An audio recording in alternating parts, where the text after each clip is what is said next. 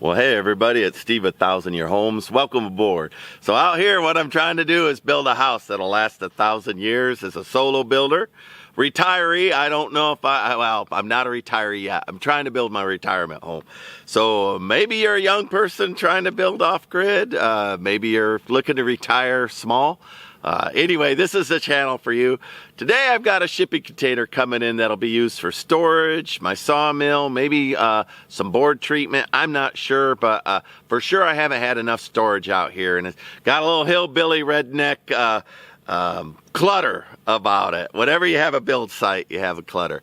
So I should have always bought the third shipping container. I'll take a look here. If you're new here, there we go. Behind me, what you'd see is a shipping container I'm living in. Really nice on the inside. I got to finish it up.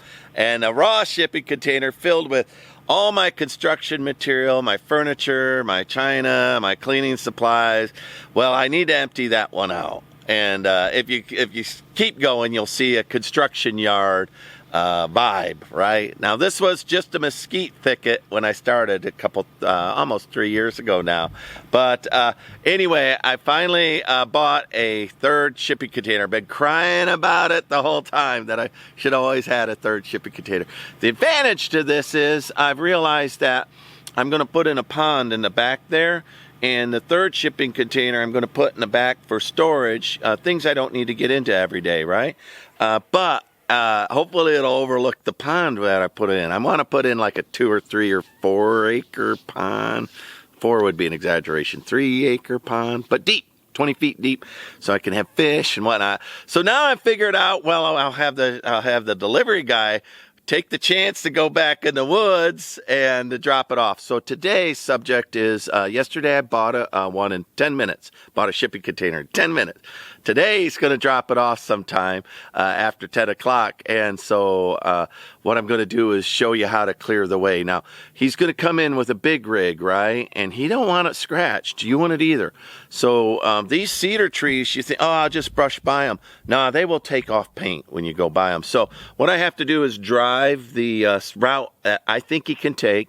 And then when he gets here, I'll go with him in my ATV, and he'll say, oh, get rid of that limb, get rid of that limb, or I can't do that, or, you know, change my whole plan. And then I would just have him drop it off nearby here, and I'd just use it nearby until I can get an excavator to drag it to where it needs to be. Anyway, so what am I working on? Well, that's what I'm working on. I'm going to cut all of this. Clear park-like is new, right? I cut that in the last couple of years. The park-like vibe here. Now I got a clear cut a path that a big rig can take with a shipping container on it and back into where I think I'll put a pond. And I could be off 100 yards or 200 yards, but I think I got the right place. Anyway, what do you got to do when you got a shipping container in? You got to have a road you can drive on. There's a big storm supposedly coming up tomorrow. And so it's overcast now. I'm racing against the rain. I need him to drop this thing today. I've got logs that he'll drop it on, and I'll have him drop it front and back. Then I'll jack it up at my leisure, and I'll put blocks underneath the post as we go. It's the same thing here if you take a look. These are temporary. I'm going to pour a permanent post here, hopefully this month. But see how I jacked it up and I put blocks underneath it there. And I'll be doing the same thing with that storage, because then I could just pull my fork truck up and just offload, or the back. It'll be high enough the back end of a truck can just back in and stuff can load on it. I'm building up off the ground here 2 feet for a couple of reasons. One, there's a 500-year floodplain about 10 acres behind me. Yeah, you never know, right? So the extra 2 foot might buy me the time. And the higher up in Texas you go, the farther away you get from scorpions and fire ants. So I went up a couple of feet to discourage direct insect, mean little devil insect invasions.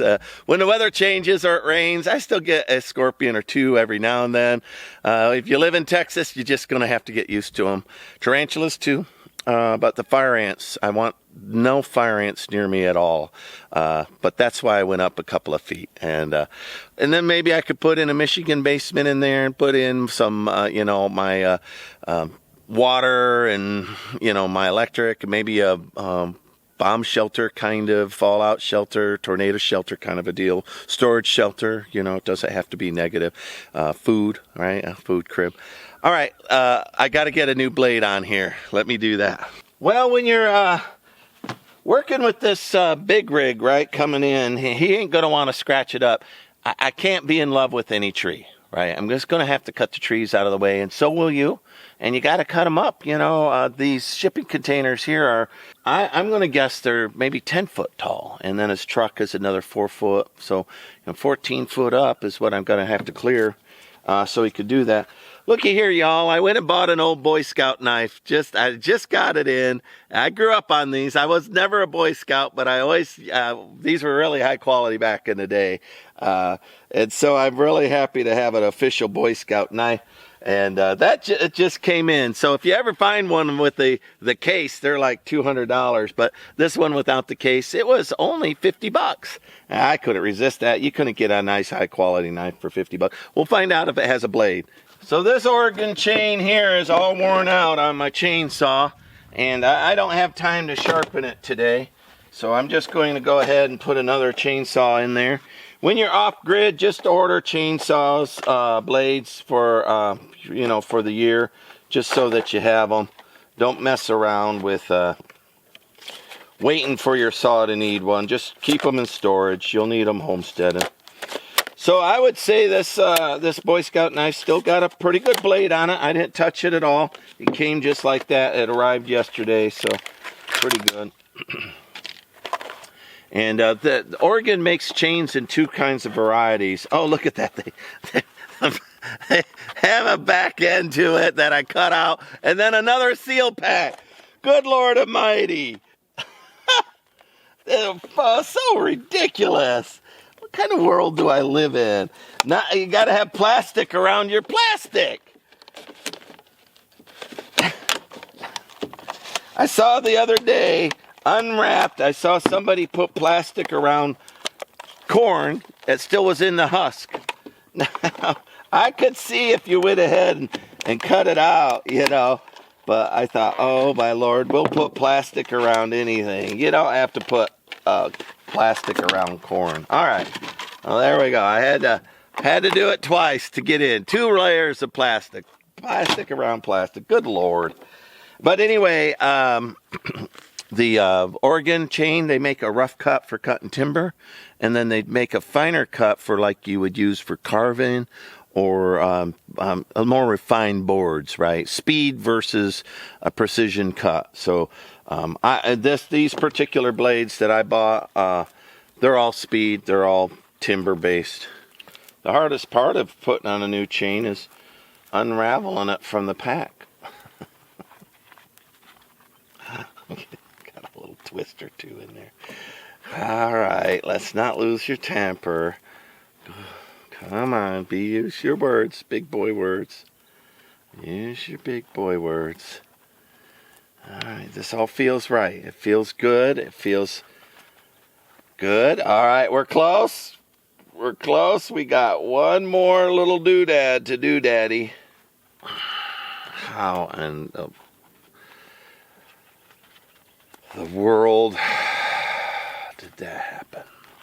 I'm just gonna I'm gonna lose my temper. I'm gonna lose my temper on camera. Have to edit this out. Good Lord Almighty. Getting close. It's all tangled right here. Right here. Watch this. This is painful. Wow. Wow. All right. Well, then there's a way that the teeth bite. You know, we want to make sure that they bite. They pull into the log, so you'll want to make sure that the blade is in such a way that they're pulling into the log. I did real good not freaking out with that untangling thing. Lord Almighty. And then there's a key there on your cover plate that will move the bar forward. Make sure you align that. So on a new blade, I already cranked it back. But on a new blade, right, it won't be where the old blade was that got all stretched. So I didn't go back far enough. All right, well, that was faster than me getting out and filing each one of these old teeth individually. But, wow, the hardest part was the packaging. Literally, the hardest part was the packaging. All right, and then I give the blade a little snap. I don't make them real tight. I make them where they, I can pull them down about 1/8 inch and they'll snap back into the rail. All right, brand new type ring. Then just to make sure I didn't put the blade on wrong, give it a little look-see while I run it. All right, real good. Need some oil in there, I could hear that. Yep, bone dry in there. So this is bar oil, just the label fell off, so. And I already cleaned the ports and everything, so I'm gonna add a little bit right to the blade. See how good the battery is? All right, 3, that'll do. I have to keep my chainsaws in one of these old tubs, and that way if the rainstorm comes up in the middle of the day, my chainsaws are protected. So that's one little trick you can do. These tubs are getting expensive. I keep my eye out at garage sales and such, and that's where I've started buying them. All right, well, I'm pressed for time because he's due sometime after, you know, lunch. But so there you go. There's, you see the road. You see just some scruffy trees there. They're mesquite. I got 1 million mesquite, so I'm going to go ahead and just walk up, lob what I want, and then come back with the tractor and move it all real quick. I've got a pile here. I got a big pile back there. I got to cut a path for this guy that's not going to touch his car, his big rig, right? And then there's one oak tree that's way up front, a heritage oak that might have limbs every year that come in low. So I'll drive up there and I'll cut those. You don't got to see me do that. Just be aware that you have to do it. You're not going to be like, oh, I'm going to save this little tree and he'll just jiggle around it. He won't. It's a big rig hauling a 40-foot container, and he don't want to scratch it, right? Neither would you. So just things like that. Just make do. The world will grow back. It'll be fine. So anyway, I'm just going to cut this one, and then I'll go get my tractors and move stuff. And so I won't do a lot of these recording, but you get the idea. You can clear your roads. All right, so now if he comes and complains at me, I'll only have a few things to cut off, and I'll just get a ladder and just cut them. So I'm hoping that's high enough, right? We'll find out together. Well, I took a step back, and I'm even going to do more. And I saw a couple of dead ones, so I'm going to prune it and do it all at once. So, all right, now I'm happy with that hairpin turn. He can move the wheels in and kind of pivot a little better. He'll be on the gravel. I'm happy with that one. I'm going to keep going, do a whole bunch more. All right, I've got a straight shot, you know, all the way through there. I know a truck can clear. I'm going to move that with my tractor. And then this, I've decided just to remove that mesquite and make it so he could just drive right on through just for an easy path. Making this hairpin turn will be difficult, but this will be easy for me to clean up. So that will be the next project. Well, taking a look, let me start in here. I'm just going to fight my way in. Normally I'd prune these up real nice, but again, I just need to get this done.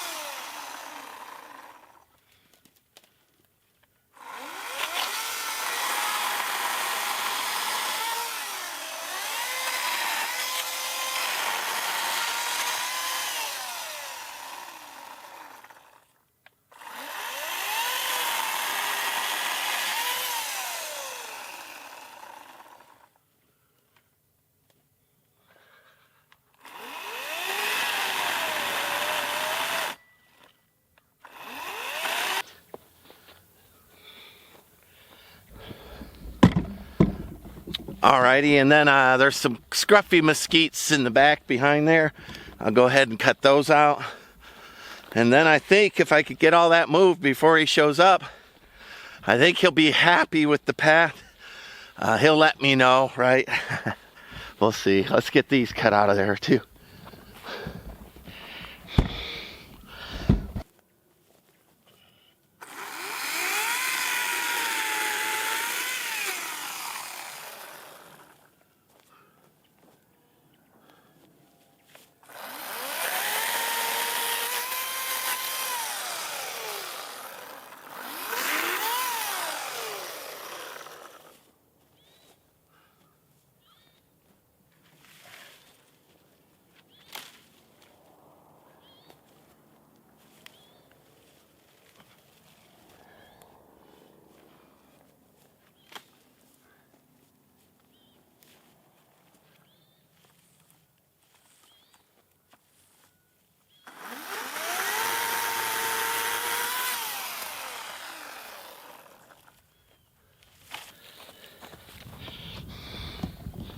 All right, so you know, I got to get rid of the fire ants around the base, and then I can cut them. That's what you're seeing going on, as well as some of the swearing.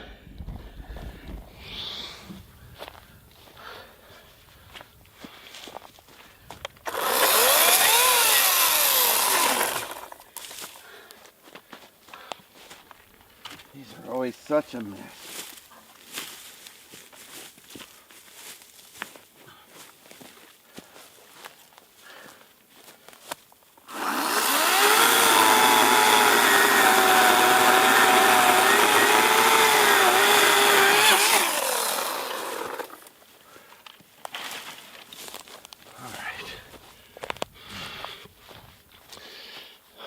Getting into these cedars, the first cut, man, that's the hardest.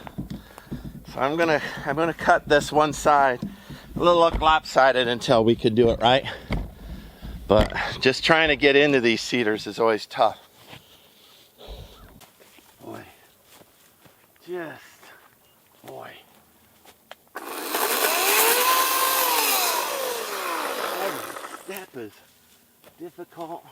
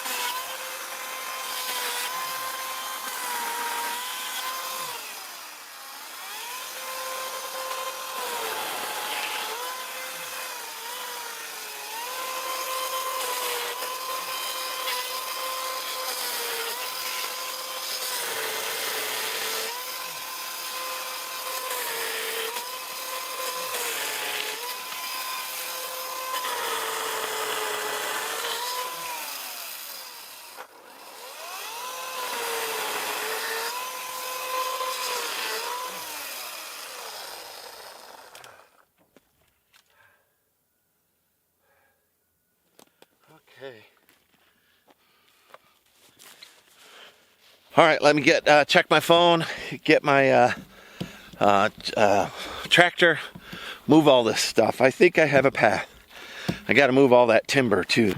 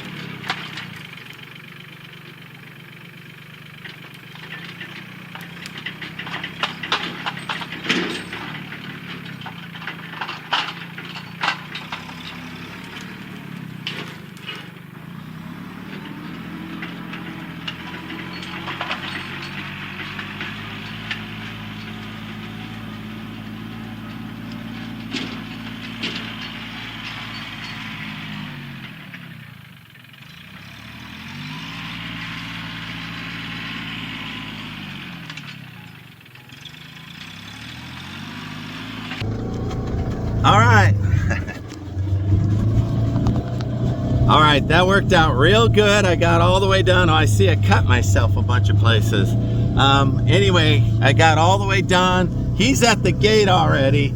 And let me show you where so I just cut this in. This is a trail through the pasture. This feels good.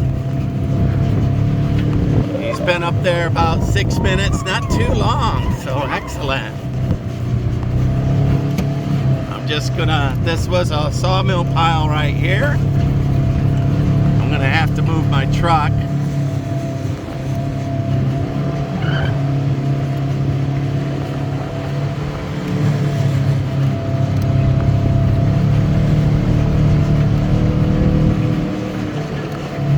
Oh, I forgot some. All right, I'm gonna have to pull that out real quick. All right, I moved those. They open up the cattle gate here. Get this out of the way. The horses will come through. I don't care today. I just don't want them in my way. Don't want to fuss with them.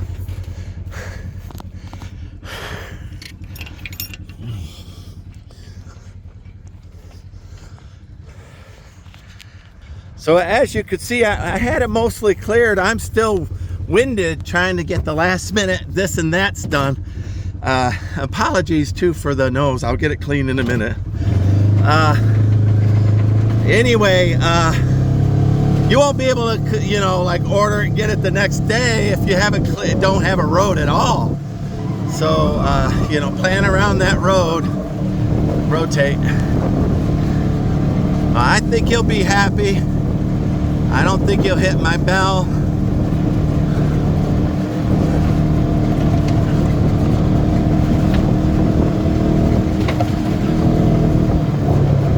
I'm hoping he's not at my neighbor's gate, which that's where the instructions run him to, right?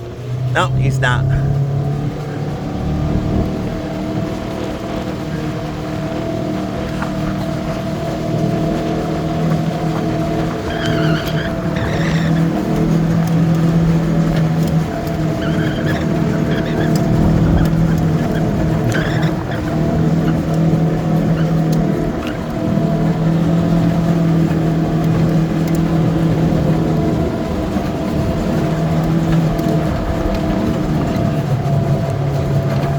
He's already moving. Oh, he made it around that culvert. I didn't even have to tell him. He's such a professional.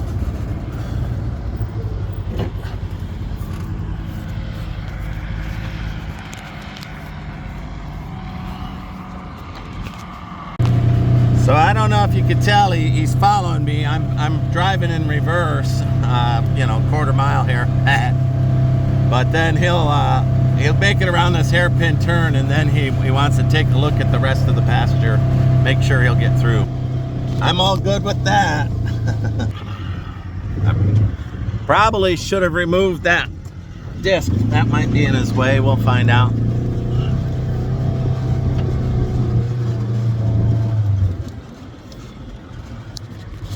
All right, I'm gonna go ahead and drive him down there. I want to stay attention to him. I'll clean my nose up and we'll take a look at it.